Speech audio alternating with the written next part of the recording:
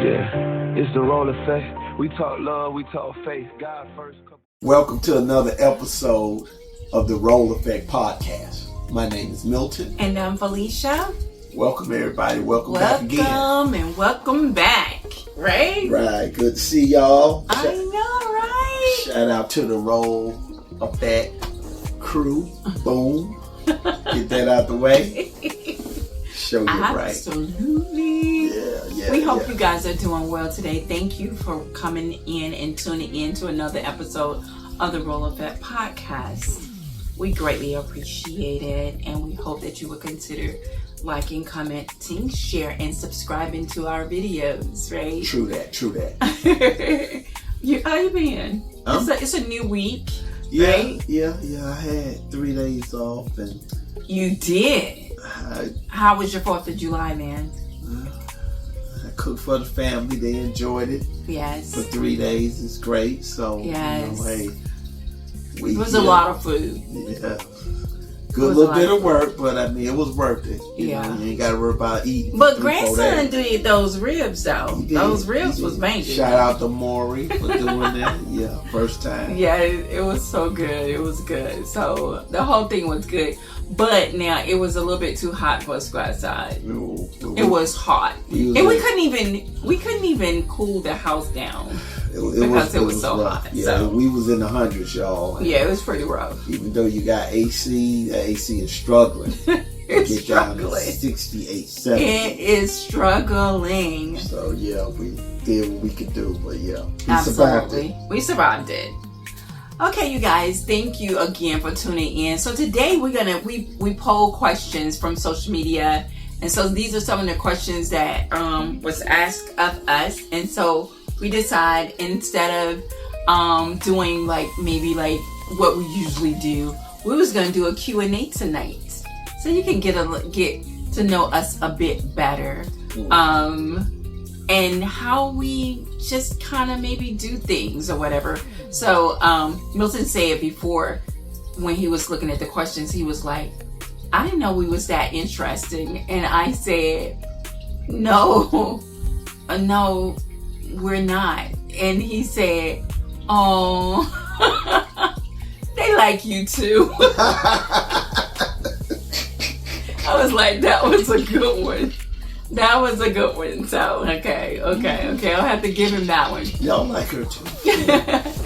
But so we have questions. So we're just going to answer these questions. We're not going to hold you long, just long enough to answer these questions and then kind of piggyback off of them. Right? I'll try not to be so long-winded, because every time we say it ain't going to be that long. Mm-hmm. Yeah. Yes. We got other stuff we just get into to talk about. Anyway, move forward. Yes, absolutely. There we go. Okay, so let's get right into it. And so number 1 is about compromising.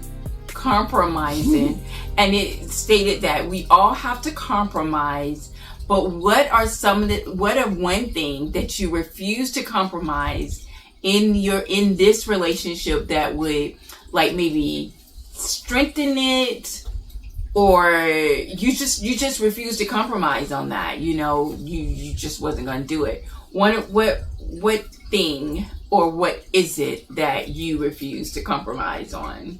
Well, I think number 1 would be respect. Yeah, for sure. That's definitely number 1. Now, number 2 might be not for everybody, but body odor.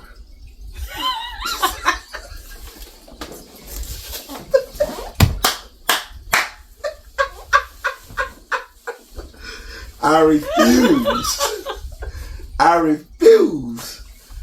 to have to deal with body odor on a continuously basis. That don't work for me. So I'm just saying, that those two things just come up. Let me notate this. He ain't talking about me. No, not at all. Thank God. Just so y'all will know, that's a deal breaker. That I ain't compromising with that. Stinky feet, terrible breath, every now and then might be a little talk, but not like it's a thing. Nah, you ain't finna have body odor and body breath and it's a thing. stinking feet. Now, come on. Man, okay. Let me wheel back because this can go wrong. Oh my God. I don't know why. I was not expecting that, you guys. Know. You see what I deal with? I deal with this all the time. Okay, so.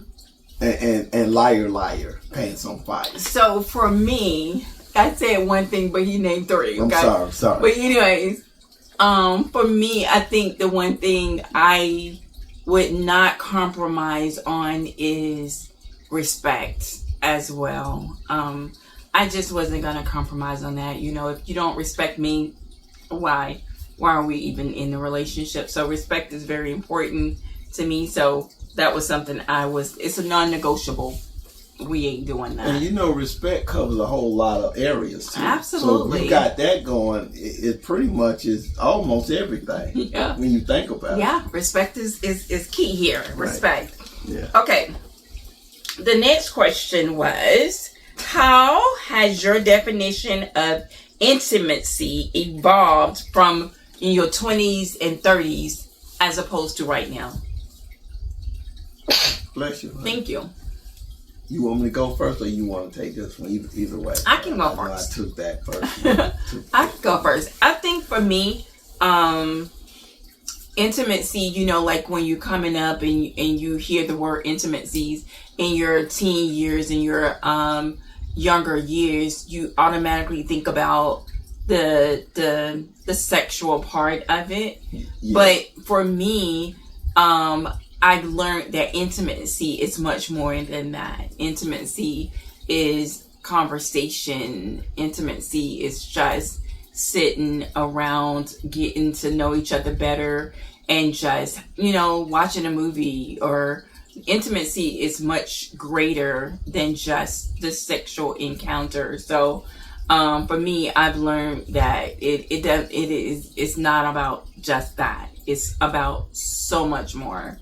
And I think that's very important in relationship as well, because if you don't have that other factor outside of sexual intimacy, you're probably not gonna last long. You're probably your relationship is probably gonna die, because if you're just looking for that and expecting that, it's not gonna last. You gotta have more intimacy outside of the physical aspect of it. So that's my answer. The question was between 20 and 20 and now. In your 20s and 30s, how has it evolved? Yeah, because when you heard of intimacy, you thought of just getting. Oh, I'm sorry. I don't know what I'm thinking, but anyway, in your 20s, you know, you still kind of growing and getting to know stuff and meeting girls and stuff like that. So you're not thinking no further than sexual most of the time. The physical. Yeah. But as you get older, you understand it should be more than just sex. It should be, you know, conversation. It should be engaging in different things and exchanging what you feel versus what she feels about life and different other things like that. Holding hands, talking, interesting conversation, laughter. Yeah. All of that good stuff there. Yeah. Taking care of one another. This to me is intimacy. It ain't just you, but you guys are pulling together to be more intimate in other spaces. Yeah, absolutely. So good job. You know, good job. How do you give each other space to recharge individually? How do we give each other space to recharge individually? Well, we have different things that we like, you know, of course, football season is about to start in August, and that's one of my things. But a lot of times you're up here and I'm down there and we separate, but then we come together. So we just don't overload each other with our presence. And when we need space, we kind of know that, I think. Yeah, I think recharging is something like we're away from each other Monday through Friday, like maybe 9 to 10 hours a day. So we're away from each other in our own spaces and in our own spaces doing working or whatnot. And so if I feel overwhelmed about something, it's time for me to have those moments by myself. I kind of take it because it's much needed for me to kind of like recharge, because I can't pour into him if my cup is too full. So it's important to recharge and like just rest and not think about things too much and not do, it's amazing that people think that when you need those moments that you're not, that it's an issue with needing moments from each other, but it's not. It's to like get your thoughts together and mentally, get you together so that you can be a better person, a better version of yourself for that person. So I think it's important to have those times where you just chill out. And most time I'm in my bedroom is my haven. So I can come in here and read or write or whatever and just get my thoughts together. We have 3 levels here. So he can be on the second level and getting his thoughts and whatnot, or at his storage. Somewhere other than, so I think we do that well. Yeah. So. And sometimes you just physically and mentally exhausted, and you need to recharge physically. Yeah. Mentally and physically. Yeah. Sometimes one have to tell the other, you need to rest. Yeah. Don't do anything. Yeah. Just go to bed. Yeah. Early, because we night owls. Yeah. So that is important. Yeah. So remember that part as well. Okay. So the next question is, over 3 decades, you both grew and changed as individuals. How did you handle the moments when one person was leveling up or changing faster than the other? So we've been together for over 3 decades. How did we handle when the other person was leveling up or moving up faster? I don't think we made a major difference about that. I think we kind of grew together. If I grew in an area, if I grew in an area, you supported me, and vice versa. But I think that you didn't grow or I didn't grow, and we looked down on each other. We grow together for the most part. Yeah. That's what I think. I think we kind of grew together. Yeah. Because I think you can grow separate where one person just elevating, the other person ain't doing nothing. I'm really kind of confused with the question in itself, because I feel like in a relationship you should grow together. I don't know how he would evolve going here and I stay here. Well, that doesn't really make sense to me, because for me it went, if he comes up, I'm coming up. Yeah, but I don't think it works like that with all relationships. Some people in the relationship, okay, I'm finna go get my master's. They grow and they do this and then they. But that's okay. That's an individual goal, right? Even though they're together. Yeah, I mean, it didn't say individually. So if it's an individual goal, then maybe that's the question. Should have been posed. Is it individually? Because if it's individually, I think that's a goal that you need to, like, Milton's goal was to start his own business. He did that. That was a goal of his to get that accomplished.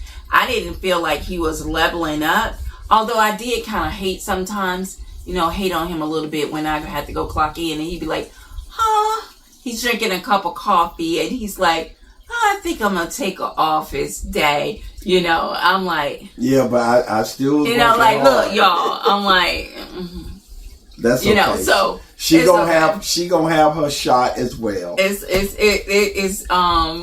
It's no hard feelings there or anything like that. Yeah, but maybe it should have been posed at a separate thing, because, but like individually, I think that you should want the other person to move up and to elevate and to do whatever their dreams are, and then because it's only going to benefit both of you in the end. So yeah, I think in some relationships, some people do excel because they have the drive. Yes, and the other one don't. So now you might have a hater problem within the unit. That's true. Well, that's not over here. Right. Okay. So what was the hardest external storm you had to weather together, and what did it teach you about your partner's character? Okay, so I think we probably mentioned this in the episode before, but I think the biggest storm for us was 2025 was very rough for us. I think like 2024 going into 2025, I was ready for 2025. Like, I'm ready for 2026 because 2025 was really rough. That was the time of Milton's, he was working with someone. He kind of like did him like real separated bad. 30. And so it kind of started, it was like, well, that was 2023 and 2025 from one to the next. Yeah, it was like, Like, you know, it was crazy. situations. So it financially, it was very draining. Financially, it just hit us really hard. But for me, I already knew Milton's character, so I knew who he was. But that's just, it kind of amplified my thoughts about him, because he would go do side jobs, do whatever he had to do, and because he was no longer working with this particular company, we're now operating on one vehicle because that was a work vehicle. So he would get up like sometimes 3 a.m, go out, work, come back, take me to work, come back, bring me some lunch, come back, pick me up, and then take me home and then go back and work again. Like, it was crazy. That just made me tired. It was crazy. So he showed strength. He showed resilience. Like, he just did what he needed to do, and he didn't complain about it. He just went and did it, and that was just it just showed me his character, and it's just, you know, I just loved that about him. Although I felt like, oh my goodness, I'd be glad when something worked here, because he was just doing too much, and I didn't like it too much because he was just gone and just trying to make his money and do what he needed to do. But that was difficult to see him just trying to just do what he could. It's just difficult in certain seasons like that when you see your spouse, you know they're hurt about a situation, but they just keep moving. And that's what God wants us to do. You know, when we fall, get back up, keep moving, keep going. And that's what he did. So I saw his character in that. And that's never easy, but you have to do it as long as you can be mobile and keep your mind on the goal so you can get through the storm. Because we all gonna have those. Yes. Now, on you, I just thought that you was the type of woman, over time and time again, that anybody come to you help resolve issues. You like a counselor. The phone will be ringing. It'll be my friends. It'll be your friends. It'll be family members. It'll be Felicia. And this has been consistent for since I've known you. You've always been the person they want to call and get a resolution about something. And you always willing to help. And to me, that's an extraordinary person that has the strength to do that. Yeah. I wouldn't say that I'm there, because I'll be like, in some cases, no, don't call my number, because the amount of phone calls you get over time, and the way I see how you move and handle stuff is inspiring. Yeah. For me. Yeah. Like, I'm like, well, I want to help a little more, but not so much. But we gonna have a conversation if I gotta help, to try to get you to go the other way. But I just think that is extraordinary when it comes to a person. Yeah. Yeah. Well, thank you, babe. That's nice. Thank you. Okay. Okay. What is the hardest truth your partner has ever forced you to confront about yourself? The hard truth. The hard truth that I had to confront Milton with is his mouth. Oh, wait, you confront me? Yeah, the hard truth. I truth. thought I was supposed to answer that. Okay. The hard truth that... Wait. Okay, wait. Let me read the question again. What is the hardest truth your partner has forced you to see? Right. Okay, so the other word. You got what you forced me to see. Right. Okay. So what Milton forced me to see was my temperament was not that good. I hate to say that, but it wasn't. But not like in a bad way, like I'm not fighting or anything Those like that. that know you is going to find that very hard. I'm not fighting or anything like that. It's just that I take a lot, you know, and so I'm either cold or I'm 1,000. And so he used to say, "Bae, you need to find a middle where you in the middle. You can't just go from here to 1,000." And I was like, that I think that I really need to think about that and look at that, and because I felt like there was some truth in that. And so that was a hard truth, but I was forced to look at that. And so now I'm a much better person for that now. And sometimes I'm so chill that sometimes I scare myself, and I'm like, I'm just too chill for that. Like, I guess God said, I'm just going to bring you all the way down. So now things happen sometimes, and I'm just like, oh, it'll be all right. It's okay. Let's chill. Give them grace. It's okay. It's all right. And so that was a hard truth. What is my hard truth would be my pie hole. My verbal. Yeah, nobody know what pie hole. What? Yeah, pie hole.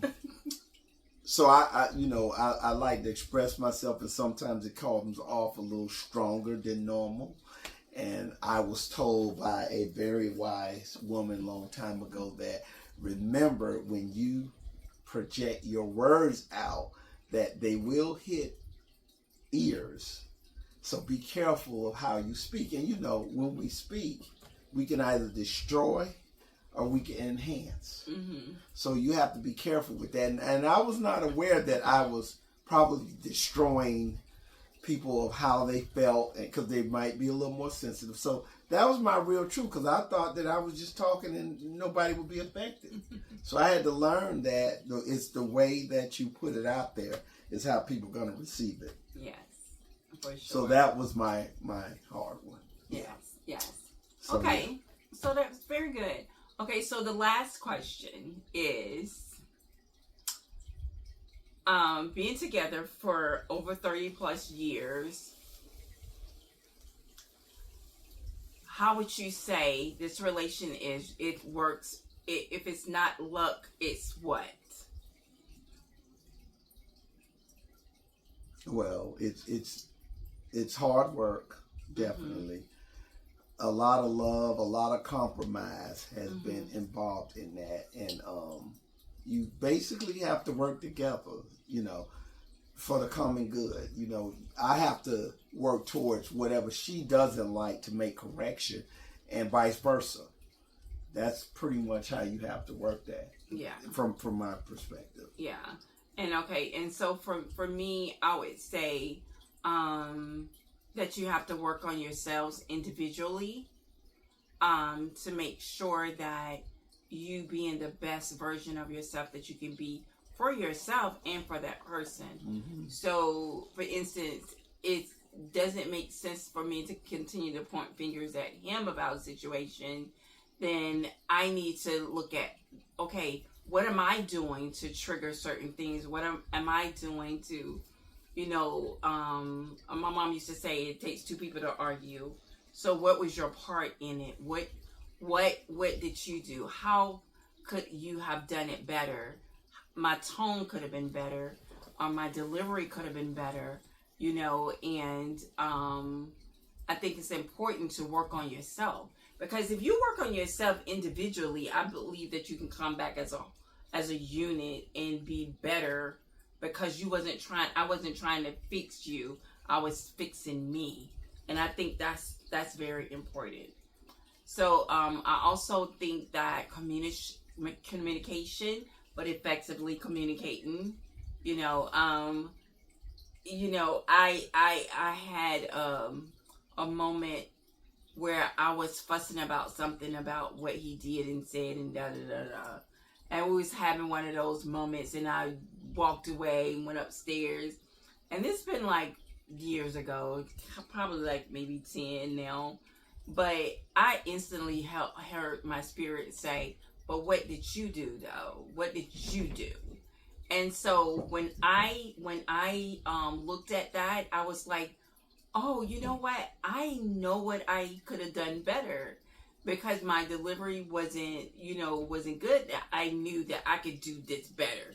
And so I changed it. And when I changed it, I was able to to get him to do things, because just the way I changed the way I brought it to him, I responded a different way. Yes, was like incredible. And I'm like, why I haven't done this?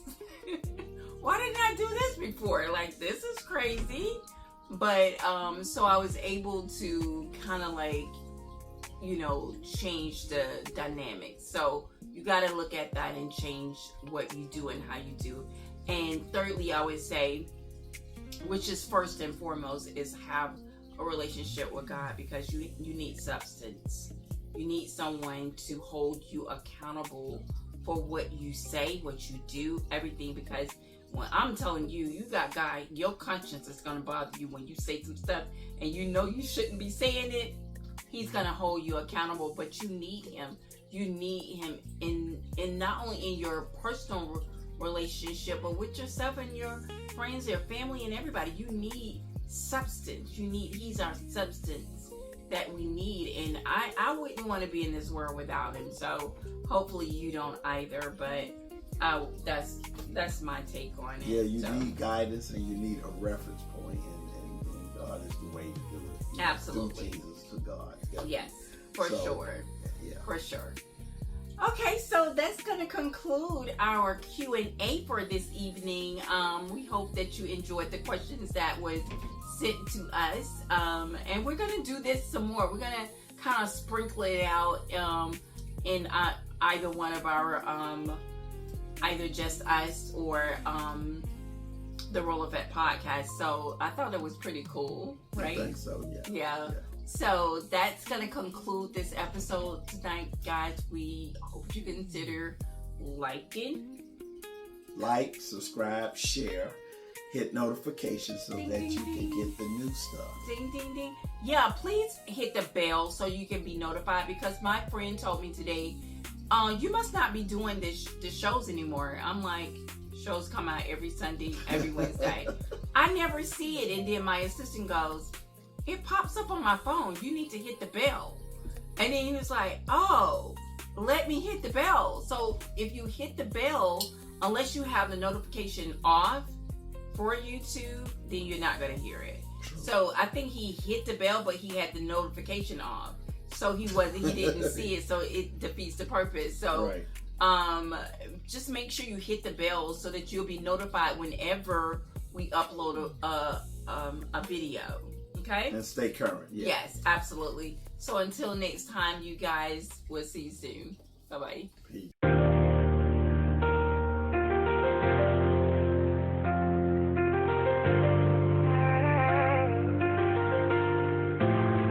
Yeah, it's the Roll Effect. We talk love, we talk faith.